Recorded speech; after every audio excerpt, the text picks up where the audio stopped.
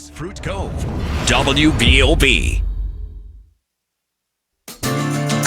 Ladies and gentlemen, it is now time for the Elder Law Hour with Emily Hicks. I'm Emily Hicks, and you're listening to the Elder Law Hour, where we're offering insights and solutions for today's seniors so you can age with confidence. We've got a great show for you today. We're talking to Donna Lee from the local Alzheimer's Association about how to spot the difference between normal aging and the early signs of dementia. We're also going to be talking to CPA Charles Taverna about what you need to know about estate taxes and where we are with the current gift tax exemptions. But first, Jim Kowalski from Jacksonville Area Legal Aid is here to talk about the dangers of reverse mortgages and watching out for contractors using PACE loans.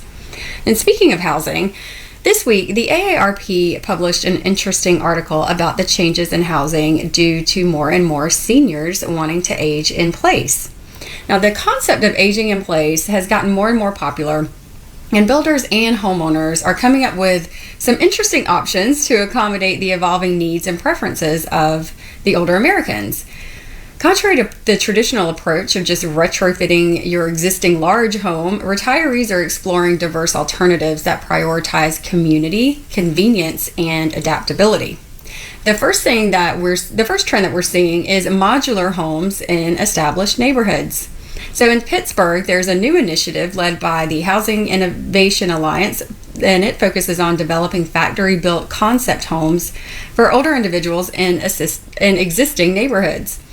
They're modular homes that cater to the specific needs of aging residents, offering flexible living arrangements like multi-story options and one-story units that are attached, so you can adapt to the changing mobility requirements. So it looks like people are living in there's a 3-2, on the second floor, and a 1-1, one bedroom, one bath on the first floor, and you can use those interchangeably with multi-generational families.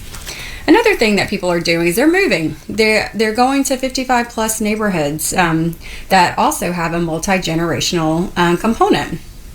So unique trend involves the creation of 55 plus neighborhoods within larger multi-generational developments. The article features a couple named the Rosens, and they're in California, and they live in a 55 plus community, and they like seeing children around. They mentioned specifically that they don't like feeling isolated in just the 55 and older part. They like to see the families. They like to be around children, and they said it keeps them young. So we're looking at a trend in multi-generational development, and the model there provides a balance between the age-specific amenities and the vibrancy of interactions with family and children. So multi-use communities that also incorporate retail and services, that is another trend that we're seeing. And in Coral Gables, there's a multi-use development called Belmont Village Senior Living, and it offers an urban style living environment for older seniors. These communities integrate shops, restaurants, libraries, and other services within walking distance, fostering social engagement and connectivity. And the appeal of a development like that is it offers a modern city-like lifestyle and addresses the desire for continued social interaction so that you're not isolated in your home and you're able to walk around and see other people a lot more easily. Then the next one is kind of a fun one. It's accessory dwelling units and tiny houses. So the future of aging in place may be going tiny. Extreme downsizing through tiny houses and ADUs, which are accessory dwelling units, is gaining popularity among retirees seeking affordability and mobility. And this article, it even featured a local St. Johns County woman named Shorty Robbins, and she's residing in a 125 square foot tiny house here in St. Johns County. And she's enjoying the low-cost lifestyle, and it enables her to pursue travel and experiences that she enjoys while not having a lot of housing expense.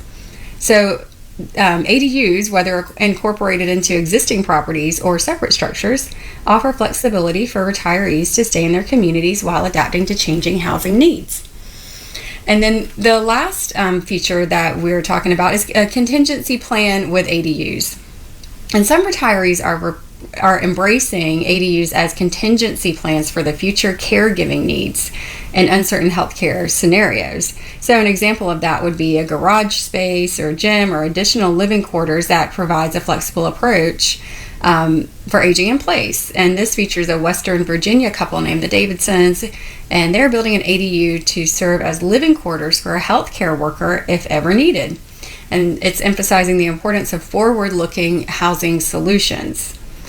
So it's a really interesting article. I suggest you give it a read. It's on aarp.com, and it really just talks about the landscape of aging in place is diversifying to encompass a range of housing options beyond the traditional just home renovations, from modular homes and multi-generational developments to multi-use communities and compact living spaces and tiny houses. Retirees are exploring innovative solutions, and they are prioritizing community, convenience, and adaptability as they navigate the journey of aging in place. So I thought that was pretty interesting. I love the idea of a tiny house. That's always something that I thought was kind of fun and not something that I can pull off with 3 children right now, but maybe in the future. We'll see. So, like I said, we've got a great show for you today. We're going to be talking with Jim Kowalski from the Jacksonville Area Legal Aid up next. So we'll be right back. Welcome back to the Elder Law Hour with Emily Hicks, and I'm so happy to be here today with Jim Kowalski, who is Jacksonville Area Legal Aid's President and CEO. And Jim, thank you so much for being here on the show today. I'm happy to be here. Thanks for having me. Well, people, I think, have a lot of questions about legal aid and how does one qualify for legal aid? Let's kind of start with that, because I know a lot of people who, especially that are feeling the pinch right now with prices going up. And unfortunately, legal services generally are something that a lot of people can't afford to pay for. So how does one actually qualify to get legal aid from you guys? So we do only civil work, right? If you're charged with a crime and you're facing jail, you have a right to a lawyer. And if you can't afford a lawyer, then we pay for that lawyer for you. And those are called public defenders or conflict counsel. You have no right to a lawyer in civil court, even if you're facing a significant issue. You know, Wells Fargo is trying to take your house. Wells Fargo's made a mistake. It doesn't matter how big the mistake or how wrong the case, you have no right to a lawyer to help you in your fight against Wells Fargo. So that is what civil legal aid does. So typically it involves folks who are at 250 or 200% of the federal poverty line. And then we have some bigger doors that people can walk through. So we have a lot of services for our vets that wouldn't necessarily be income limited. We have a lot of services for seniors that wouldn't necessarily be income limited, because I think there's a realization for certain at-risk groups, let's say seniors in housing, that keeping seniors stably housed wherever they're at is very important. So the income guidelines for people walking through that door would be a little relaxed. But generally, for most of our services, it's either 200% or 250% of the federal poverty guidelines, roughly what the United Way sees as the ALICE numbers, the ALICE population as they qualify it, which in Duval is about 40% of the entire county. Wow. It's a large number that technically qualify for civil legal aid. Okay. Wow. I didn't realize the amount would be that high. 40%. That's a lot of people. And you guys have a pretty big operation now. I think you have 38 attorneys working under you. That's a lot of management. A lot of management, 38 lawyers plus staff. So we're actually the third largest civil litigation firm on the First Coast. Our major focus is the Jacksonville metropolitan area. So Duval, Clay, St. John's, Nassau, Baker, Bradford. Then we also have some additional work that we do all the way in our direct service area, which goes almost all the way to Tallahassee. Oh. And then we actually, because of the type of civil legal aid we do some cases statewide. So we'll handle cases around the state, particularly in the area of consumer and housing, where we get to have a little bit of a bigger reach than some other legal aids. Wow, it sounds like you guys are quite busy and handling a lot of issues for a lot of people. So let's talk about housing a little bit. One of the issues that we see a lot on the news and you see a lot just in the media is about reverse mortgages and seniors. And you guys actually represent clients that have reverse mortgages that are in a bit of trouble. Is that correct? So what I think folks, we don't discourage reverse mortgages, right? It's part of a typical estate planning. It's part of looking at your overall circumstance as you age. Sure. But what we advise folks to look at is the transition from a traditional, or what we call a forward mortgage, where you have an escrow account that pays your taxes and insurance with your mortgage statement. When you go into a reverse, that next year, you pay taxes and insurance. And I think for folks that aren't used to doing that on their own and maintaining taxes and insurance on their own, that's the big tipping spot that we advise families to game plan for. And then, of course, that leads right into part of what you've talked about being in the news, is it's the perfect storm of the affordable housing crisis in Florida with our insurance crisis, because now we're seeing seniors who are responsible for maintaining homeowners insurance that can't afford to put a new roof on, as State Farm might be requiring for the first time this year, or putting a roof on for any home that's got a roof older than 10 years, or some carriers are going to 5 years. So there are a ton of protections that seniors have in reverses, particularly older seniors, and our lawyers are very specialized in working on those cases. Well, that's really great. The insurance issues that we're having, it's a bit of a tricky time. If you own property and you have, like you were just saying, a roof that's over 10 years old, good luck. You're going to have to replace that roof if you want to continue your insurance coverage in most cases. And unfortunately, what we haven't seen is the price of construction go down. We've only seen that increase, and it's quite expensive. So I could see how someone on a fixed income would have a lot of trouble budgeting out and having a huge expense like perhaps a roof and the premium go up, not just that, but the premiums going up. I don't know how they would do it. I really don't. There's a lot of pressure these days. So the city does have some programs to assist with roofing expenses through builder's care. There's a new federal program that seniors should be able to take advantage of that'll be rolling out as part of the Infrastructure Act that will add some money to assist. But what we don't want people to do, for example, speaking of something that's been in the news lately, is go get a PACE loan. I was just going to ask you about that. I saw the new initiative. Right. So that what a PACE loan does then is, let's say you need a new roof, you're going to pay a roofer through a PACE loan to put on your roof, but the loan gets put on your assessment at the property appraiser's office. So now your property taxes will increase substantially because you'll be paying it as part of your property taxes. So you can see where we've got layers and layers and layers of issues that people just need some education so that they can stay away from. Don't look at PACE, look at some of these other programs, for example.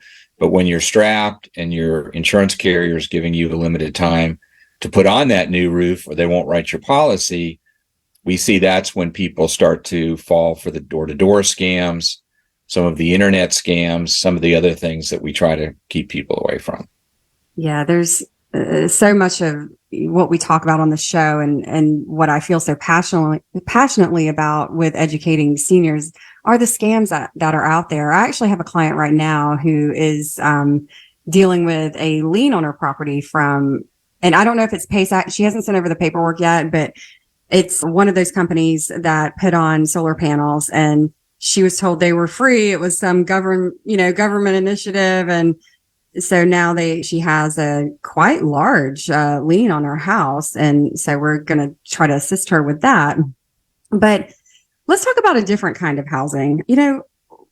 Well, let's talk about evictions. And if you're a senior, are you afforded any kind of protection against eviction? Is there anything that they can, rely on in that situation? Because I know you guys do a lot of things with landlord tenant issues. And first of all, I guess we could talk about what is a landlord's obligation if they're renting a house? I mean, certainly they don't, I'm thinking of my husband in particular, and we have some elderly tenants. And, I'd love for them to stay with us forever. And everyone wants to age in place. I understand that. What are the issues that you're seeing on your end with seniors and housing as far as landlord tenant issues? So I think the biggest thing we generally see, and this is true for all evictions, is how sort of brutal our landlord tenant statute is in Florida. Mm-hmm. It's very fast. It's the most one-sided statute in the country because the tenant, when they're served with their 3-day notice, let's say it's a non-pay eviction, once they're served with their 3-day notice, if they don't pay the full rent that's demanded, the landlord can go to the courthouse and file. And then the tenant only has 5 days to do 2 things. They have to file an answer to the court, and they have to post all of the claimed rent plus a surcharge with the clerk's office. And they have to post the rent each month, or they don't get to tell the judge about whatever else is going on, right? Let's say a tree fell through the roof and rain's pouring in. That would be a violation of the landlord's requirements, as you mentioned just a minute ago.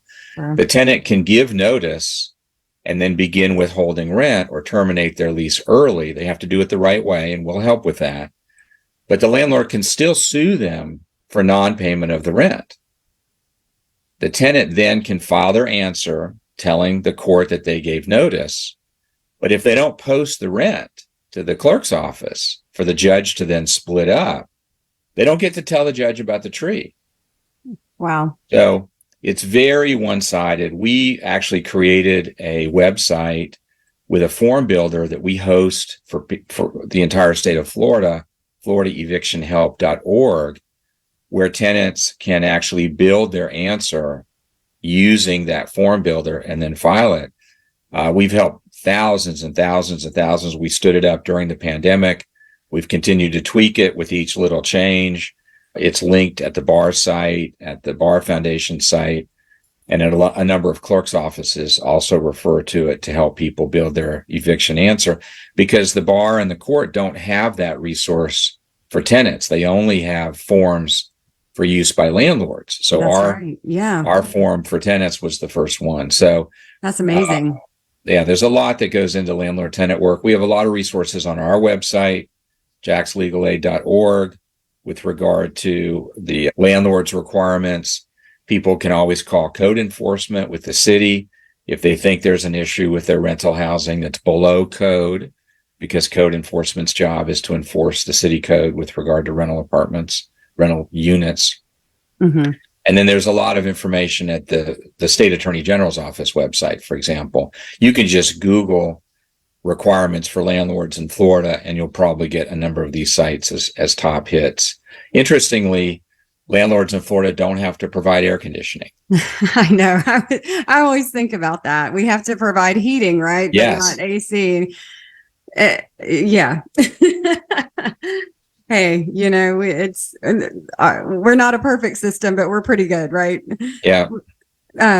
That's an amazing service that you guys have put together and provided for tenants, because you're right. If you need to evict someone, all of the forms are there on the clerk's website. So much is available to you. But if you are defending yourself, it's a little more difficult to find. So I'm sure you've helped thousands and thousands of people defend themselves and properly actually craft an answer, because how daunting is that when you don't know anything about the system and there's, nothing, not even a template you can look at. So that's an amazing service. I'm really, really impressed by that. What about if you were in a nursing facility or in an assisted living? What's the process like for that, for eviction? Let's say you're in a nursing home and you're being evicted. How does that work? So that actually starts outside of Florida statute because they're governed by an administrative code and a set of rules that are mostly federally developed and then adopted by the states. The important thing for those is that it starts with a notice of discharge. And there are roughly 35,000 of these issued each year in the state of Florida. And the notices of discharge go to what are called the ombudsmen. And these are folks that work with the Department of Elder Affairs. Many are volunteers. Some that run the different ombudsman's offices are state employees. And their job is to be the interface between the nursing home and the resident. And so these notices of discharge go to the ombudsman for that initial review. And they need to then go to civil legal aid within 10 days. Because if the resident then files their appeal within 10 days, it's a very basic process. We help with that. Then they get to stay in the facility while the appeal is pending with DCF. In this case, it's an administrative hearing through DCF. So it's a totally different process, but the timelines are still blindingly fast. And we ask that folks reach out to their local ombudsman offices if they're having an issue, they've received a notice. The ombudsman then typically get them to us.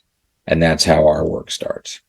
Okay. So for everyone listening, it's if you're in a nursing home or one of your loved ones is being evicted from a nursing home, you're going to be dealing with not the court system as we know it, the state court system. It's going to be a different department, the Department of Elder Affairs and the you can say it so much better than I can. The ombudsman is going to be the facilitator of that. So it sounds like Legal Aid can also give you some really good insights on that. So head on over to their website to check out what all the requirements are. They have a wealth of knowledge on there. Jim, thank you so much for being here. This has been really helpful. And if someone is in need of your services, where can they find you? I've mentioned the website, jaxlegalaid.org. You can actually apply online there. We learned during the pandemic that many of our seniors, for example, aren't huge fans of coming downtown and trying to find parking. So we make it easy. So jaxlegalaid.org is the website.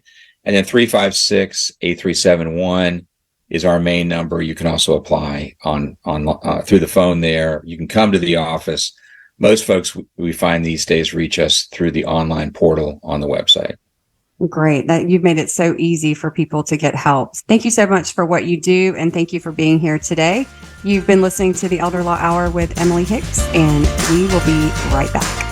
Are you approaching retirement or entering a new chapter of life? Now is the time to consider critical decisions that impact your future and the well-being of your loved ones. As you navigate this transition, ensure you've secured your legacy through proper estate planning. Don't fall into the common misconception that you and your spouse can make decisions for each other in times of legal incapacity without a plan in place. Without proper estate planning, you risk a probate judge making decisions for you, which can be costly and cumbersome for your spouse. Protect your assets and ensure they align with your unique circumstances and objectives. Avoid the default state laws that may not reflect your wishes and could lead to unintended consequences, such as disinheriting your spouse or forcing them to litigate your estate. You also may be considering the possibility of a new relationship after the loss of a spouse. It's essential to enter these relationships with clarity, safeguarding your assets and preserving existing family ties. A premarital agreement becomes crucial in these situations, providing legal protection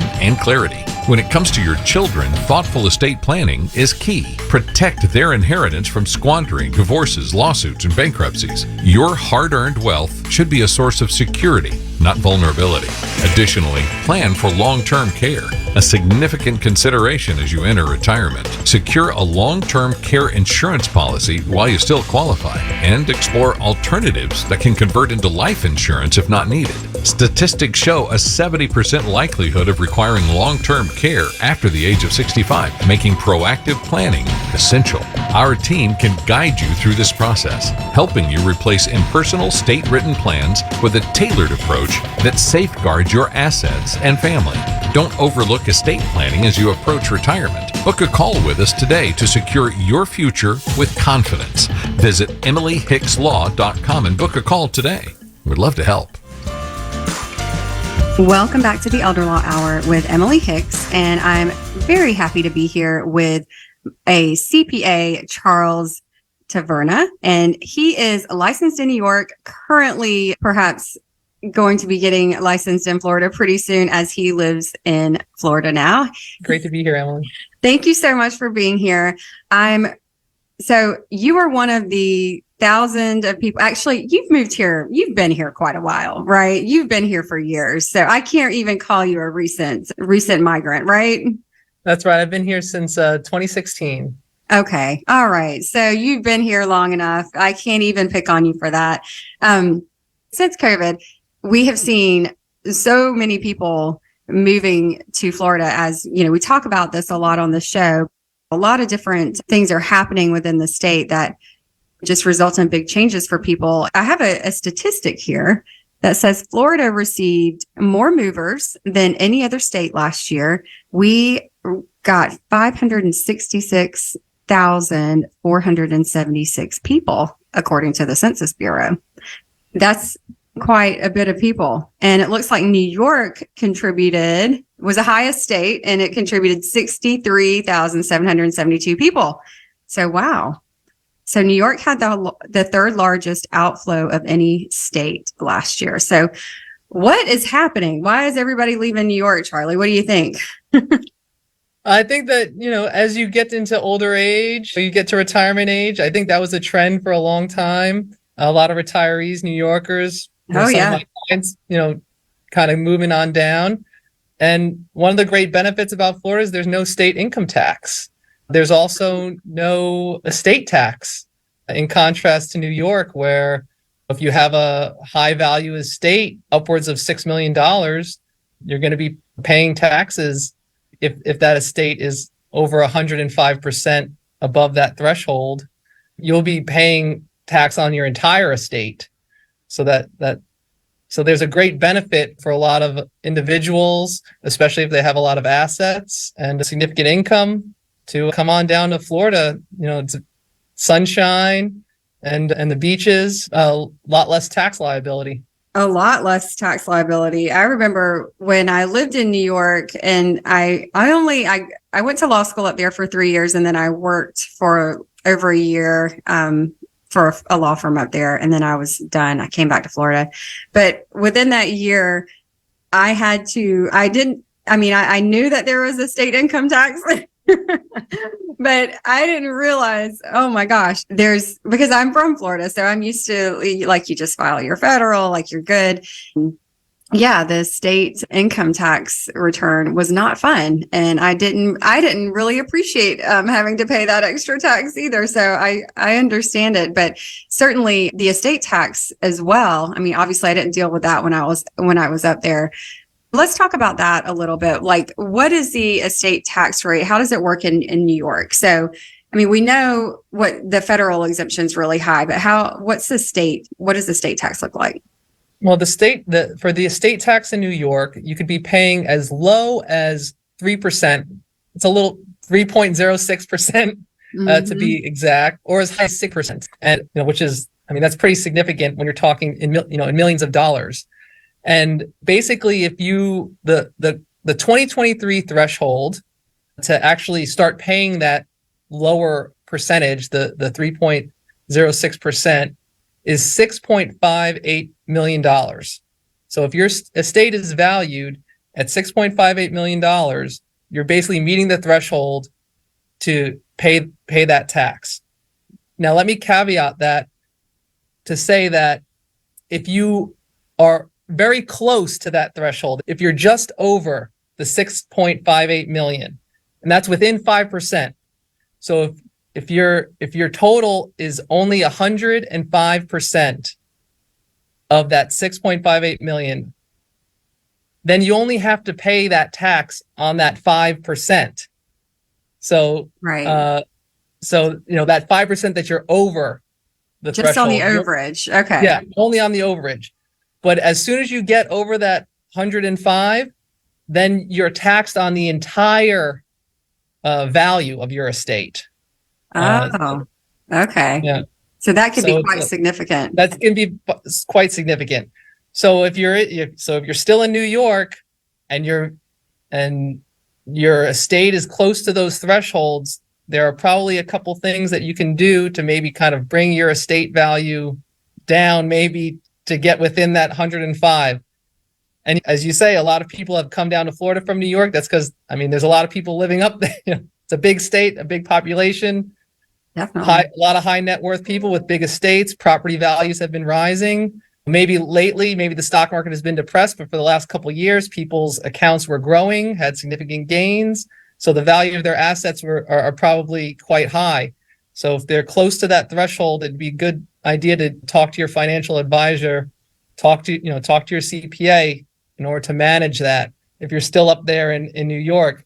Because especially if your estate is to the value of being $10 million, 10 million or 10, it's actually 10.1 million, your tax is at 16%. So there's not a lot of gap even between that, let's just call it 6.5 million to the 10 million where you're paying the 3% versus 16%. Wow. So, so there's not, because for a regular guy like me, you're run-of-the-mill CPA here to help you with your tax things. $4.5 million is huge. But if you're a high net worth individual, you have these very valuable assets, you're going to be paying 13% more on your assets just because of that, $4.5 million, difference between the lower tax value versus that higher tax value of your assets. And I think it's, important to note, just for some context within the federal, let's just kind of talk. I know we'll get into it, at another time, but just to talk a little bit about the federal estate tax exemption is higher than ever. Can you talk a little bit about that? So, because a lot of times when people come to meet with me, perhaps they haven't, a lot of times, they're older and they haven't done their will or any of their plan in 20 plus years. So they can't believe it when I tell them, how high the estate tax exemption is and how that works. So can you speak to that a little bit and put it into context for us? Certainly. Now, this came in during the Tax Cuts and Jobs Act, which was proposed by Congress, signed by the president, back in 2017. And at that time, the exemption for estate taxes at the federal level was $7 million. And after the act was signed, it increased significantly to be at the point whereas today for 2023, it's almost $13 million. Actually, 12.92 million, because it's kind of a index to inflation at the current time. And that's per person, mind you. When we talked about New York, that would just be kind of like for a state, an estate that maybe it passes to a spouse, and then maybe the spouse would be taxed on that estate when they pass away. Now at the federal level, if you're a married couple, each of those individuals would get the benefit of that 12.92 million exemption to give a total of 25.84 million for a married couple could be exempt from the estate tax versus that 7 million or 14 million for married people that it previously was.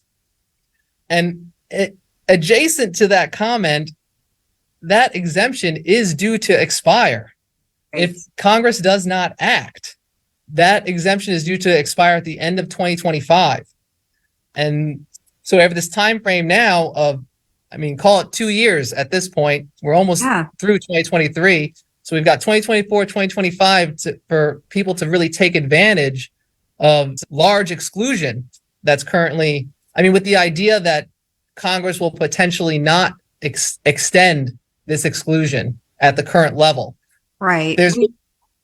we've all been kind of waiting to see, waiting around to see in the industry what's going to happen, is because that was I thought one of the platforms or agendas on the platform of Biden was repealing or not repealing, but amending to where the estate tax can't be so large, because it is historically, it's very, very large. I mean, it used to be 600,000 and then it was like 1 million, and it's just kind of increased to 12.92 million per person, which is, people can't believe that.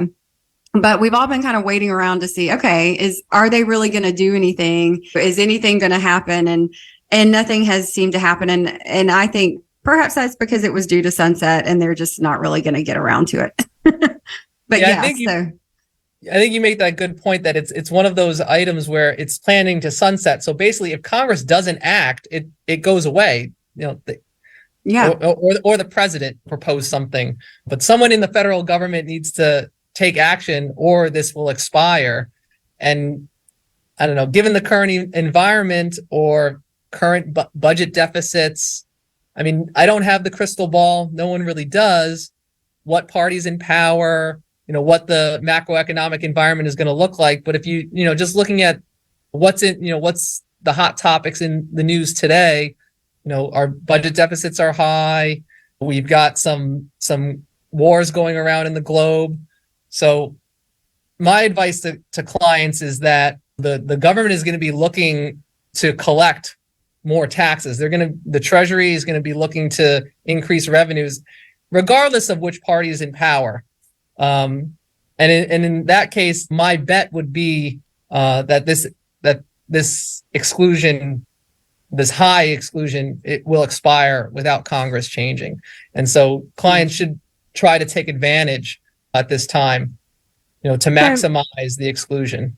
So if somebody is splitting their time, just to kind of switch back to people that are moving from New York, or perhaps they're splitting their time from New York and Florida, can you just answer for us quickly, how do you determine what state you file taxes in? You will file taxes in the state of your primary residence, but you will also file taxes in any jurisdiction that you earn significant income. Okay. Or any income, basically. Now, certain states do have thresholds. If you're only earning a couple $100, in a previous state or any state, there may be no filing requirement. A lot of states, may follow the federal government filing requirements. But depending on your state, talk with your financial advisor, your CPA, to determine where you want to establish your primary residence. I mean, my suggestion for anyone living, coming from New York or the Northeast, I mean, we could use Donald Trump as an example. I was just thinking that. Yeah, he changed his, right? He changed his residence to Florida because of the tax benefits. Now, there could be gray areas, where are you spending most of your time, where your primary residence is. So think ethically. And if you truly are, using Florida as your primary residence, you can establish residence here in Florida, and your tax liabilities will be significantly lower than New York if you're splitting your time between the two locations. Right. Well, I think that's really some great points. So anyone splitting your time, word to the wise from Charles Taverna, our CPA on the show today. Thank you so much for being here and talking about these issues with us. I really appreciate it. Happy to be here, Emily. I had a great time. I hope to talk to you again soon. If someone wants to get in touch with you, how would they do that? If they have some more questions, how should someone get in touch with you? I am on LinkedIn, and you can always email me at charlestaverna@gmail.com, or you can always drop me a line. My phone number is 732-766-1164.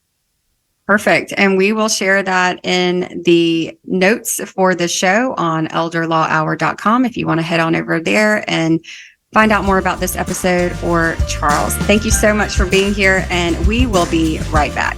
Are you ready to invest in real estate without the headaches? Look no further than investjacksonville.com, your trusted partner in turnkey real estate investments. With over 18 years of experience, our process has been fine-tuned. And now we're opening up our team to other people just like you. At investjacksonville.com, we're selective about who we work with because we believe in delivering the best. Our dedicated acquisition team scours the market to find the finest properties, while our skilled construction and maintenance team ensures every detail is taken care of. From new roofs to granite countertops, HVAC systems to plumbing and electrical, we leave no stone unturned to make sure there's no surprises. We're in this together with our investors for the long haul. With our first-year guarantee, we put our money where our mouth is. We guarantee your rental rate for the first year, giving you time to build reserves and budget for any surprises that may come your way later. We believe in our construction team and our tenant placement team, which is why we offer this unbelievable guarantee. We're committed to your success and peace of mind. We're passionate about making it simple and easy and a no-brainer for others to get started investing, because we know what real estate can do for people to reach financial freedom. So if you're ready to invest with confidence, contact Invest Jacksonville today at 904-536-3000 or visit our website at investjacksonville.com. Let us show you why there's nobody quite like us. investjacksonville.com, your authentic partner in hassle-free real estate investing. Contact us now. Welcome back to the Elder Law Hour with Emily Hicks, and I am here. I have a very special guest today, Donna Lee, who is the local program director for the Alzheimer's Association here in the Jacksonville area. Donna, thank you so much for being here. Thank you so much. I'm thrilled to be here. You have such great insights for us about how to live with someone and with that has Alzheimer's or any type of dementia. Because it's not, Alzheimer's and dementia are different, right? Dementia, you are explaining to me, it's sort of the umbrella, right? Correct. Okay. Correct. Dementia is absolutely the umbrella term, and Alzheimer's is a type of dementia, like vascular dementia or Lewy body dementia. So everything falls under that big dementia umbrella. And then Alzheimer's is what you hear most commonly. It's the most commonly diagnosed. It's the most commonly talked about. So they're not interchangeable, but remember, dementia is the big umbrella term that Alzheimer's falls under. Yeah, a lot of people like to use those just completely interchangeably, but it is different. And so let's talk a little bit about what's going on here locally with Alzheimer's in particular, and what are you guys seeing? I talk about all the time how many people are moving to the area and how many people are moving to Florida, because we have, since COVID, it just has really, we've always had this issue, right? But more and more people, and it has to be a strain on our resources. But what are we seeing locally with the numbers? So right now, Florida, for instance, is at Florida has 10% of the overall country's Alzheimer's or dementia diagnosis. Really? 10%. Now, why is that? Look at who lives in Florida, who is coming to Florida because of the climate, because of lots of reasons. You have an older, aging population that is typically living longer. Yeah. So, that would make sense when you think about it that way. No, there's nothing in the water. No, there's nothing in the sand. Right. It's just the beautiful state that people are attracted to that wind up living here. Mm-hmm. Now, here locally in the Jacksonville area, and what I'm calling the Jacksonville and surrounding area, I'm talking about Clay County, Duval County, Nassau County, and St. John's. Okay. There is a combined more than 29,000 people that have Alzheimer's or some sort of dementia diagnosis. Right. And these numbers are current as of September of this year. Wow. So you've got in Clay County, you've got more than 3,700 there. And these are just formal diagnoses that we know about. Right. A lot of people and families don't ever seek an actual formal diagnosis. You've got 2,100 in Nassau County alone, and then 6,000 in St. John's. Yeah. Now, here's the big number in Duval. More than 17,300 that we know of. That's a big number. Yeah. It is. And just in the top panhandle and just north and central Florida, it's over 181,000.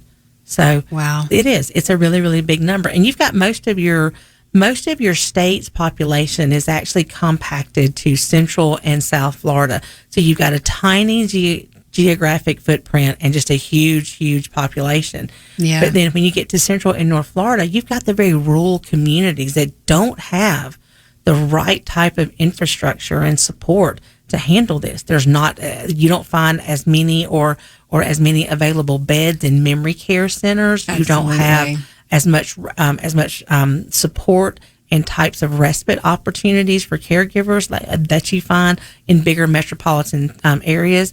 So like the swath of counties, for instance, the counties that were so heavily impacted with Hurricane Idalia, some of the most rural communities in our state, coming up through Perry, going all the way up into Live Oak. You've got Lafayette County, Mayo, Gilchrist County.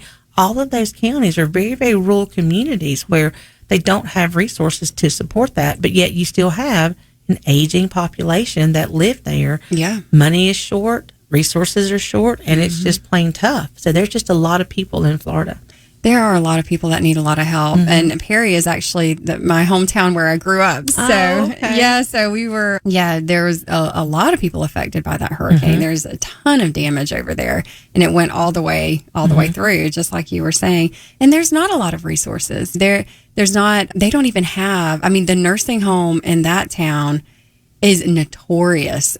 Everyone there says, they just beg, please don't ever put me there. Please don't ever put me there, because there's one tiny facility. That's right. And everywhere else you go out to other counties for help. So it's a major problem. And one of the things that I wanted to talk to you about too is just how do you know? What are some of the warning signs when we're listening to all these statistics, and these are just people that have been diagnosed. How many people are, I'm just thinking, gosh, how many people are there that are actually affected by this but haven't been diagnosed yet? So what can we look for in somebody that, is grandma just getting older? Because a lot of times as you get older, you don't remember everything, right? I don't remember everything now, but that it does occur. So how do you know the difference in that?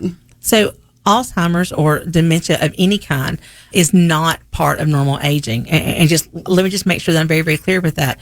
Normal aging does not include any type of dementia. So what you're looking for is warning signs, things that disrupt daily life. So for instance, any one of us, and I do this often, I walk into a room and probably when I walked into the house, I've got my computer bag, I've got my purse, I've maybe picked up something from the grocery store, and I'm probably talking on the phone all while I'm walking all at the in, same time, right? So my keys may get put up in the freezer because I was trying to put the pack of ground beef that I just bought. I'm trying to get it put away in the freezer, or put away something in the refrigerator, or drop off the paper towels in the pantry. So my keys can get incorporated into any one of those things. Right. Now, I have the ability to, once I get off my phone call and I put my computer bag and all that down, I have the ability cognitively to think back to be like, okay, I walked in the door and I went to the freezer first because I wanted to put the cold stuff away, and I can start retracing my steps. Somebody with Alzheimer's and dementia, that's the part that they can't do. Okay. So the fact that we walk into a room and can't remember why we're there, that's just, we're busy. We have too much information. Distracted. Just too much. Just too much. Especially with cell phones nowadays. Oh, yeah, definitely. So now when you're looking and just kind of observing your loved one, can they retrace those steps? Can they still go through the problem-solving steps in their mind? Interesting. Where did I put my jacket? Well, where do you normally put it? If you've got, we'll just use my dad. If my dad doesn't put his jacket where he normally should put it, which is not actually where it goes. Right, of course. It never is. It's supposed to hang up on the coat rack, and if he's put it on the kitchen chair, at least I know and we know we're not going to the coat rack first, we're going to the kitchen chair. I think all men do that. But I would know if he gets to the point where he goes to the coat rack, and that's not normally where he puts it. I'm thinking, hey, what's going on with you? Or like I have a multi-generational home. We have just sets of keys hanging up. Who was the last person to drive that vehicle? I can still problem solve that. Right. But when you can no longer do that, that would be a clear indicator. Okay. Withdrawing from social activities. Yes. Very, very clear indicator. And withdrawing from social activities, that's probably, I know for my mom, for instance, she had a group of friends that she used to have lunch with like once a week. And when she stopped doing that, that was a big kind of red flag to us. But she had really lost the ability to socialize, like to communicate in the way that she normally could. And she didn't want anybody to know. Right. She was very private. She was maybe embarrassed because she was always in a position of authority with her job. And then now she is somebody that can't really follow along in a conversation. So that was a big one for us, I know. But so anything like that families start to notice if they're not talking on the phone as much, if they're not, that was another one. If they're not doing the things that they normally do, ask why first. For instance, my dad, there's sometimes he doesn't feel good. Okay. If his leg hurts, he was run over by a drunk driver years ago. Oh, no. If that left leg is hurting today, maybe it's about to rain or it's just too cold or whatever. If that's the issue, okay, got it. That's okay. I understand that. But just somebody that loves to socialize, somebody that loves to be amongst people and this kind of stuff, when he doesn't want to go to a party, oh yeah, big red flag. Yeah, big red flag there. And like when these cognitive declines or these cognitive deficiencies start to, the most appropriate phrase is disrupt daily life. Like for instance, this person may be sitting in their vehicle and they've driven to the same grocery store for the past 10 years or whatever, and they find themselves at a red light or a stop sign and they can't remember which way to go. Okay, so has the landscape changed somewhat? Has there been a new building put up and that's what's throwing them off? Are they in a different vehicle? Is there something externally that may have disrupted this, or are they truly having a moment where their cognitive abilities are not what they used to be? If there's something that has disrupted it external to that person, maybe that's not Alzheimer's or some sort of dementia.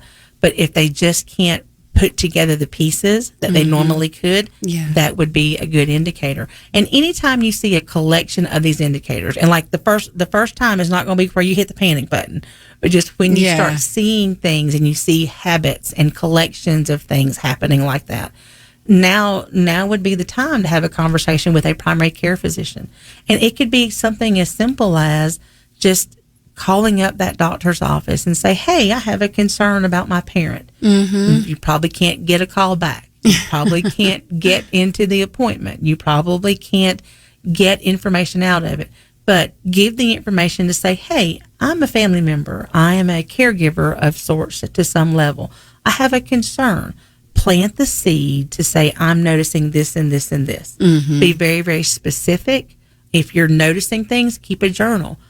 I recommend, if you're noticing and wanting to start documenting things so you don't forget it, create a generic email for this person. I did this for my dad. Okay. I actually created first name, last name, and his date of birth at Gmail. So when I notice something, when I've got a question, I send that email a note to say, hey, don't forget to ask about this. So then when I get home later on and I can sit down, I can send a note to his doctor through his MyChart that we set up for me to have access. Right. So I can communicate. Yeah. And that's just part of that. I'm keeping good records. I'm maintaining a journal of things. I highly recommend that. Yeah, I can see how that would be so beneficial. Oh, and let's talk a little bit about getting a diagnosis. What is that process like for someone? It could be something as simple as just your primary care physician giving a memory screening. I recently spoke with a lovely, lovely family.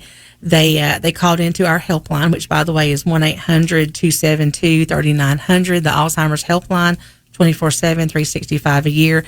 You can get your help there.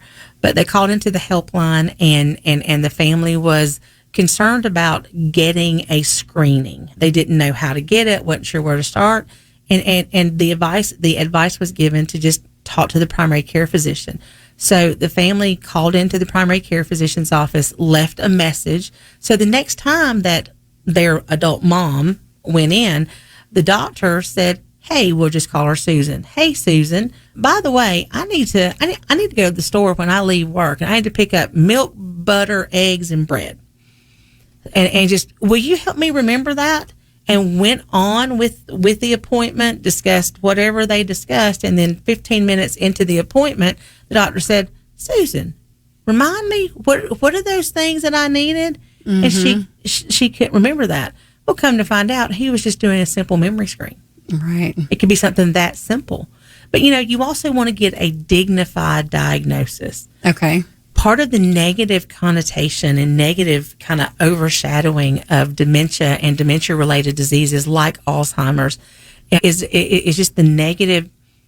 The person gets lost. Yeah. The person gets lost in the shuffle of information and care and concern and worry and just all of that. The Alzheimer's Association actually teaches a class that talks about how to get a dignified diagnosis.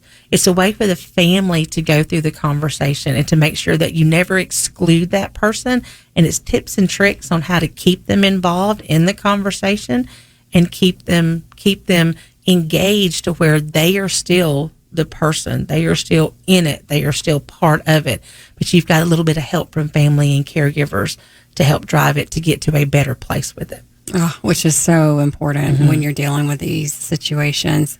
Well, Donna, thank you so much. And if you could just please give our listeners that number again, because y'all have a great service with your 800 number if you need help. Sure. That number is 1-800-272-3900. And I also encourage you to go to their website because there is a wealth of information on that. If you want to just let us know what your website is again. It's going to be alz.org. So you don't have to spell Alzheimer's, which nobody can do. Thank you so much for being here today. Thank you. You've been listening to the Elder Law Hour with Emily Hicks, and we'll be right back. To end the show today, I want to talk about a question that I got recently from a family that is looking to perhaps qualify for Medicaid in the future for long-term care. And they're wondering whether or not they need to do a ladybird deed and what that was. So a ladybird deed is a deed that you create, deeding your interest in your property to yourself for a life estate, and then you leave the remainder to perhaps a child or other beneficiary that you want to inherit the property when you die. The advantages of it are that you have created the interest for your heirs without having to do anything else. It doesn't have to go through court. Nothing else really has to be done after you die because it automatically transfers to them without anything further needing to be done. And what I always suggest to clients is that rather than prepare the traditional ladybird deed, we actually prepare what's called an enhanced life estate deed. And what that does is that retains your right to mortgage or sell or collect rents or do anything that you want with the property, and then the remainder can go to your heirs after you pass. It reserves the rights for you to have some flexibility in what you may need to do during your lifetime, rather than having to get a future beneficiary to agree to whatever you want to do, like a traditional ladybird deed would do. So, another advantage of executing a ladybird deed or an enhanced life estate deed that we like to do is when you're planning for Medicaid, it's really important to remember that you don't want any of your property to go through probate. And if you've listened to any of the previous episodes I've talked about probate and Medicaid, and the state will have a right to recover from you if you qualify for Medicaid. The state can have a claim against your estate if you have any property that goes through the probate process. So what I'm saying is, if you qualify for Medicaid and you have a probate estate that's opened for your estate after you die, the state can file a claim in that probate case to recover some of the money that they've spent on you during your lifetime. So if you want to keep all of your assets out of probate, out of the state's hands after you pass, you must keep all of your assets out of probate. And that's why these types of deeds are so popular, because they keep your home out of probate after you pass, and it leaves it directly to your heirs. So I hope that answers your question, sheds a little bit of light on the advantages of ladybird deeds and preparing those during your lifetime, and hopefully being able to avoid the probate process after your death. Thank you so much for listening to today's episode of the Elder Law Hour. If you'd like to connect with me or learn more about today's episode, please visit us at elderlawhour.com. I'm Emily Hicks, and we will catch you next week. Thank you for tuning in to the Elder Law Hour with Emily Hicks. Join us this and every Saturday for the Elder Law Hour with AM 600 WBOB Jacksonville 101.1.